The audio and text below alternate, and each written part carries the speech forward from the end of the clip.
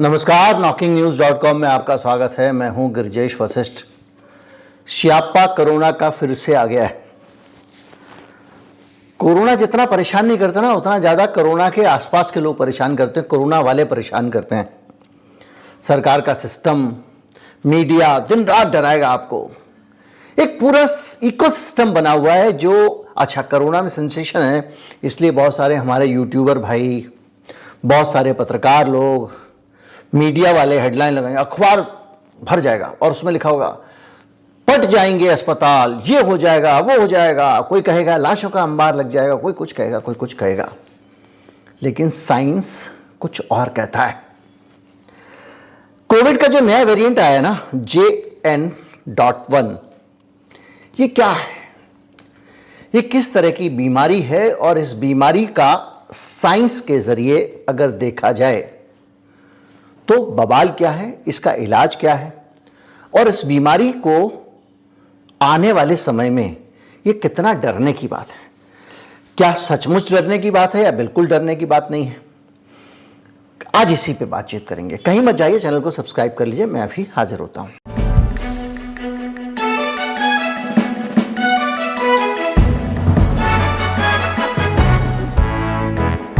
Omicron का नाम आपने बहुत सुना होगा। ओमिक्रॉन जो वेरिएंट था उसका एक पिरोला सब वेरिएंट था और उस सब वेरिएंट से निकला है JN.1। ये क्या है? ये कुछ नहीं है। अब एक वायरस मिलेगा तो नाम रख देंगे। ये क्या है? म्यूटेशन है। म्यूटेशन कैसे होता है?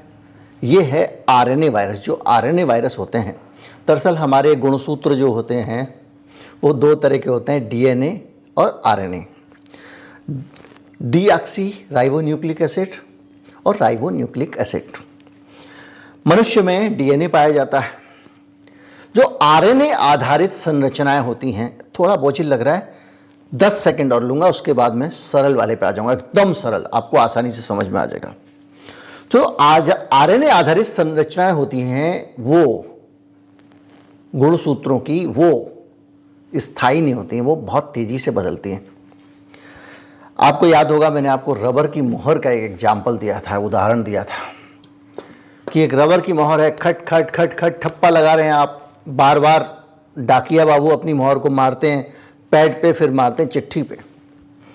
इसी तरह से जो वायरस है उसको डुप्लीकेट वायरस बनता जा रहा है, एक वायरस से दूसरा पैदा हो रहा है। मनुष्य की तरह निषेचन करके भ्रूण बन के तो बच्चे पैदा होते नहीं। वहां बच्चे पैदा होते हैं 1 से 2, 2 से 4, 4 से 8, 8 से 16, उसी में से टूट टूट के बनते जा रहे हैं। और जब वायरस बनता है तो कोरोना वायरस का तो आपने देखा ही है, एक गुठली बेर जैसी होती है जिसके चारों तरफ से नोक नोक नोक नोक निकली होती हैं। अब वो जो नोक का जो ऊपर वाला टिप होता है वो आपके शरीर के संपर्क में आता है, और शरीर के संपर्क में आने के बाद वायरस घुस जाता है हमारी कोशिका के अंदर। शरीर की सबसे छोटी इकाई होती है कोशिका, ये उसके भी अंदर घुस जाता है और वहां अंदर ये ज्यादा होके फिर निकलता है। इसीलिए इसको मार नहीं पाते। आप कैसे मारोगे? आपकी कोशिका के अंदर घुसा हुआ है। तो वायरस की ये समस्या है। तो क्या होता है, जो आगे वाला टिप होता है ना, जो टेंटिकल समझ लीजिए, या आप मोटे मोटे तौर पे देखें जो हुक होता है जिससे बेल चढ़ती है, उसी तरह से वायरस के अंदर आगे जो लगे होते हैं रिसेप्टर्स, वो आपके शरीर के संपर्क में आते हैं। आपके अंदर गया, वो आपके शरीर के संपर्क में आ गया, वहीं से वो अंदर सेल में चला गया, फिर सेल डिवीजन के साथ, जो एक लंबी प्रक्रिया है। तो इस डुप्लीकेट होने की प्रक्रिया में जो रिसेप्टर्स है ना, रबर की मोहर का डिजाइन बदल जाता है। दूसरे तरीके से समझें, वायरस है एक बड़ा गुंडा, अपराधी, और अपराधी हमारे इलाके में घुसा हुआ है। अब आपने पूरे इलाके में, पुलिस ने चिट्ठी मार दी कि ये अपराधी आपके घर में गोल्ले मोहल्ले में घुस रहा है और उसकी शक्ल ऐसी है। अब उस अपराधी, वो चिट्ठी क्या थी? वो टीका था जो आपको लगाया। अब गार्ड साहब के पास चिट्ठी आई, ढक लिया उन्होंने उसको उठा के। हर आदमी की शक्ल थोड़ी मिलाएंगे, तो ये है टीका। लेकिन एक आदमी है जिसके ऊपर आकर वो हमला करके गया है। गेट पे जब वो गार्ड बैठा हुआ था तो ये अपराधी आया था और उसने उस पर हमला किया हुआ था। गार्ड जिंदगी में इसको नहीं भूल सकता। लेकिन होता क्या है कि ये अपराधी ऐसा है जिसकी शक्ल बदल जाती है, कभी दाढ़ी बढ़ जाती है, कभी कान बड़ा हो जाता है, कभी नाक बड़ी हो जाती है, तो इसको पहचानना फिर से मुश्किल होना शुरू हो जाता है। तो ये जो वेरिएंट होते हैं कोरोना के, ये दरअसल वो बढ़ गई नाक है, टूट गया कान है, बहुत बारीक सी संरचना है, उसमें कुछ ना कुछ परिवर्तन आता ही रहता है। सैकड़ों हजारों वेरिएंट आते रहते हैं और समय समय के साथ आएंगे, और उनको भविष्य में वो कितना रूप बदल कर आएंगे, हो सकता है गर्दन उड़ जाए, क्योंकि एक बार वो टूट के दूसरा बन गया तो फिर उसके डुप्लीकेट जो होंगे वो टूटे हुए ही बनेंगे। एक बार अगर नाक का बन गया तो आगे से जितने भी बनेंगे उसके जो बच्चे होंगे या कह लें वो बगैर नाक के ही होंगे। आरएनए वायरस में ये होता है। फिर आगे जाके पता चला 50-100 जनरेशन के बाद में फिर कुछ टूट गया उसका, या फिर कुछ ज्यादा हो गया। तो ये होता है वेरिएंट। तो ये जो नया वाला आया है ये ओमिक्रॉन कहां से चला था? अल्फा से। अल्फा से चलते चलते क्या हुआ, डेल्टा हुआ, ये हुआ, वो हुआ, करते करते अब ओमिक्रॉन वेरिएंट आ गया था। ओमिक्रॉन जो है वो चूंकि नया नवेला था, तेजी से फैला। तो ये है एक वेरिएंट जो कि ओमिक्रॉन से निकला, यानी ओमिक्रॉन की टांग टूटी या नाक टूटी या कान टूटा और बन गया ये वाला नया वाला वेरिएंट। अब ये वेरिएंट आ गया है, केरल में मिल गया है, कई केसेस इसके आ रहे हैं। केसेस ज़्यादा आने का मतलब दो होते हैं। एक तो ये होता है कि भैया कुछ लोग चाह रहे हैं कि ये दवा के जो है बहुत समय से लोग कोरोना भूल गए हैं, उनको याद दिला दिया जाए। जैसे हमारे यहाँ पे पूना वाला साहब हैं, सीरम इंस्टीट्यूट ऑफ इंडिया, वो टीके बनाते हैं। उन्होंने अब ये नए वाले वेरिएंट का टीका रजिस्टर करने भेज दिया जल्दी से। वो तो पहले से एडवांस में टीके बना के रखते हैं, वो पहले भी बता चुके हैं इस बारे में। ये उन्होंने रजिस्टर करके भेज दिया, रजिस्टर करने भेज दिया। वायरस नहीं आएगा, पहले वो टीका बना लेते हैं, उनके पास सिस्टम है। तो अब क्या होगा, ये वायरस आया। अब ये वायरस जो नया वाला आया है ये खतरनाक है कि नहीं, इसको आप कैसे तय करेंगे? अभी तक की कहानी के हिसाब से आप इसको ऐसे तय करेंगे कि अगर इसको गार्ड साहब ने देखा हुआ है तो पकड़ के दबोच लेंगे, परिचित चेहरा है। अगर उसकी शक्ल ज्यादा बदल गई है, ज्यादा बदलाव आ गए हैं उसके चेहरे में, यानी वो जो उसके आगे लगे होते हैं, आगे रिसेप्टर्स जो शरीर में लगते हैं, उनमें ज्यादा बदलाव आ गया है तो शरीर उनको पहचान नहीं पाएगा। तो नए वेरिएंट जब आते हैं उनसे खतरा यही होता है कि जब आते हैं शरीर में तो शरीर उनको पहचान नहीं पाता। और जो आपने टीका बनाया है, टीके में शुरू वाले वेरिएंट की मरी हुई एक लाश डाल दी गई है। वो लाश शरीर के संपर्क में आती है और शरीर उसको पहचान लेता है। जैसे कि गार्ड साहब को आपने फोटो दे दिया, ऐसी शक्ल का आएगा। तब से वो 200 शक्लें बदल चुका है, 200 शक्लें बदल चुका है।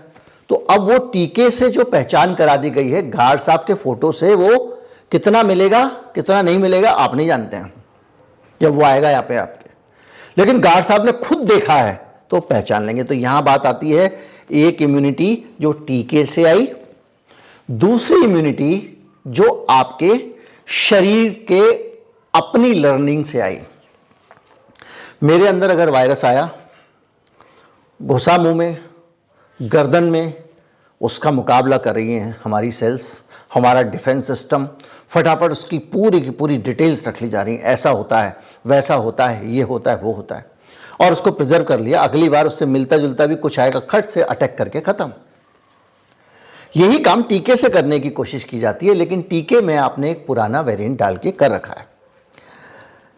और दोनों ही केस में जब तक थोड़ी सी भी शक्ल नए नए वेरिएंट की पुराने वाले से मिलती रहेगी तो चिंता करने की जरूरत नहीं है। चिंता न को। एक बार को टीके की वजह से पहचान फेल हो सकती है, फोटो से पहचानने में गार्ड साहब गलती कर सकते हैं, लेकिन जब शरीर में लोगों को आ गया, अब आ गया क्या, भारत में कम्युनिटी हर्ड इम्यूनिटी जिसको कहते हैं, वो बहुत पहले आ चुकी है। जो हमारे देश में सर्वे होते हैं, उन सर्वे के बीच में अलग अलग जगहों पर जो उनके सीरोलॉजिकल सर्वे होते हैं उसमें लोगों के शरीर की जांच की गई तो 99%, 90%, 100% लोगों के अंदर कोरोना की एंटीबॉडीज़ मिली, यानी कोरोना से लड़ने के लिए तैयार किए गए स्पेशल सिपाही जो जानते हैं कोरोना को पकड़ के जबोच लेते हैं। और टीका तो आपने लगाया हुआ है, तो टीका पहचाने ना पहचाने आपका शितुका है। आप कहेंगे इतना सारा कैसे पता चल गया सारे शरीर को? इसलिए पता चल गया कि जब डेल्टा वेरिएंट आया था, ओमिक्रॉन आया था, उसने वहां पर जाके कुदरत ने टीका लगाया है, वो कुदरत का टीका लगाया। हर आदमी को जा जाके वायरस पहुंच रहा था, हर आदमी के अंदर वायरस पहुंच रहा था, लोग मरे बहुत, लेकिन सबका शरीर वायरस से परिचित हो गया। तो आज की तारीख में जब ये नया वाला रंगरूट आया है तो कैसे डरने की जरूरत है? अगर ये टीके को चकमा दे सकता है और अगर ये शरीर को चकमा दे सकता है तो डरने की जरूरत है। लेकिन अब कुछ लोग कह रहे हैं कि उसी टीके का बूस्टर लगा दीजिए, जिस टीके को सारा शरीर पहले से जानता है, सबके पास फोटो रखा हुआ है, बूस्टर लगा दीजिए। बात चल रही है, लेकिन इस पर विद्वानों में मतभेद है। क्या बूस्टर वही पुराने वाले वेरिएंट की शक्ल दिखाने से, उसी का फोटो दिखाने से रुक जाएगा? नहीं रुकेगा। नया कोई टीका तो आया नहीं है। अभी कुछ वेस्ट में, यूरोप में कुछ लोगों ने बना दिए नए वेरिएंट के, लेकिन इस वाले वेरिएंट का तो आया नहीं है। तो इतनी टीके को लेकर अफरा तफरी क्यों है, भाग दौड़ क्यों है? पहली चीज।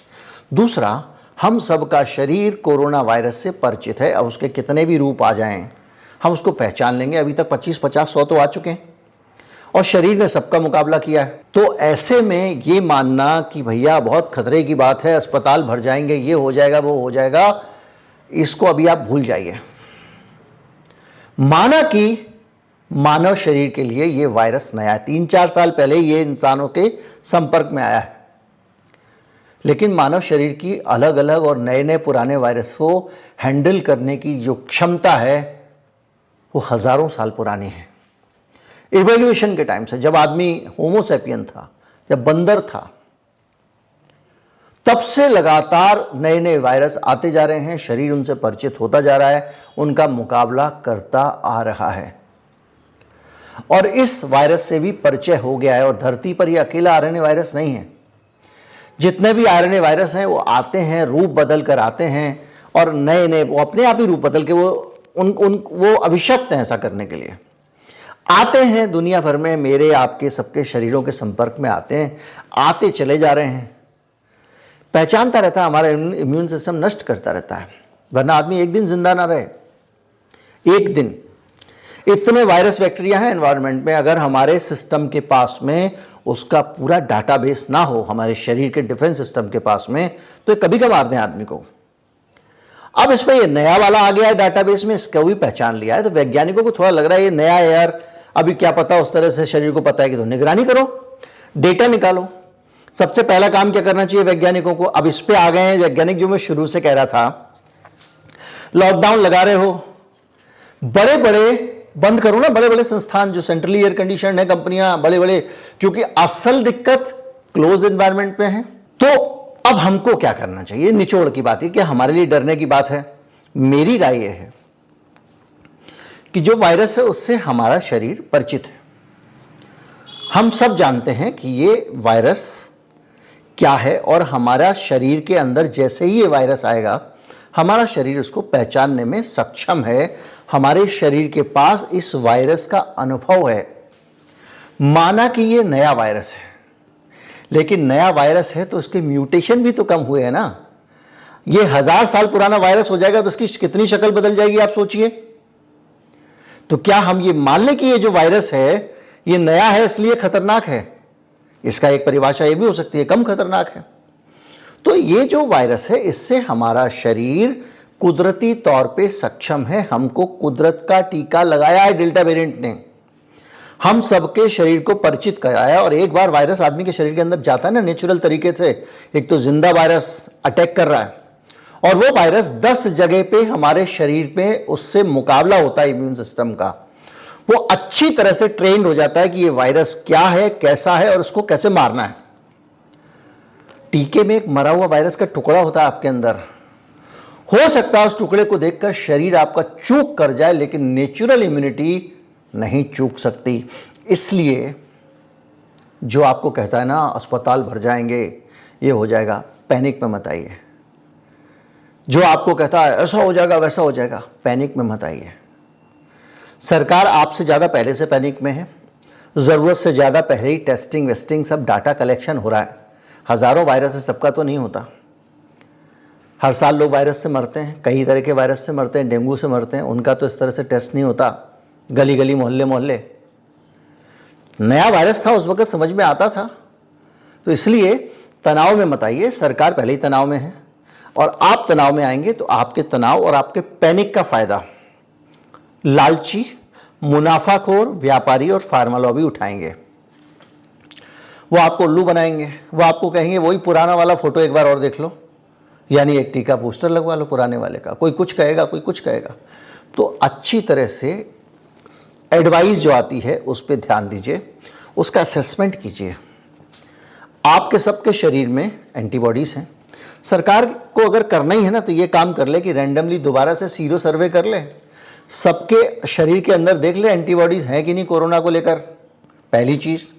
दूसरा, अब तो ये भी कंपेयर करना चाहिए कि वैक्सीन को लेकर जो लोग वैक्सीन ले चुके हैं उनके अंदर ज़्यादा इन्फेक्शन हो रहा है इसका, या नेचुरल इन्फेक्शन वालों, जो नेचुरल इन्फेक्शन से इम्यून हुए थे जिन्होंने वैक्सीन नहीं ली थी, कहाँ पे ज़्यादा असर हो रहा है, उनके ऊपर हो रहा है या उनके ऊपर हो रहा है। यानी कुल मिला के जिसने वैक्सीन नहीं ली है कहीं वो ज़्यादा सेफ तो नहीं। अब तो सरकार को पता लगाना चाहिए। और जो लोग वैक्सीन नहीं ले रहे थे, वैक्सीन के खिलाफ थे, अब लगता है एक ब्लेसिंग इन डिस्गाइज हो गया। कम से कम उन लोगों का आपका सैंपल है जिसके आधार पर आप परख सकते हैं कि भाई इस आदमी ने वैक्सीन नहीं ली थी, इसके ऊपर नया वेरिएंट असर डाल रहा है या नहीं डाल रहा है, इसने वैक्सीन ली थी इसके ऊपर असर डाल रहा है या नहीं डाल रहा है, किस पे ज़्यादा असर डाल रहा है। तो एक आपके पास में पिक्चर क्लियर होगी, तो उसके आधार पर आगे का रास्ता आप चुन लीजिए। लेकिन इतना पक्का है कि जो लोग ये कह रहे हैं ना कि अस्पताल भर जाएंगे, अब वो सीन नहीं आएगा। डेल्टा वेरिएंट एक बार ऐसा कर चुका है, मुझे बिल्कुल नहीं लगता। इसलिए पैनिक में मत आइए। केसेस आएंगे, कुछ संख्या बढ़ेगी, उसके बाद में नॉर्मल हो जाएगा। लेकिन वायरस क्या लोगों के शरीर को नुकसान पहुंचा पा रहा है? वो जिंदा वायरस है या मरा वायरस है? शरीर के इम्यून सिस्टम ने उस वायरस को खत्म कर दिया है या नहीं किया? वो आतंकवादी है, आतंकवादी की लाश है, ये प्रश्न रह जाएगा।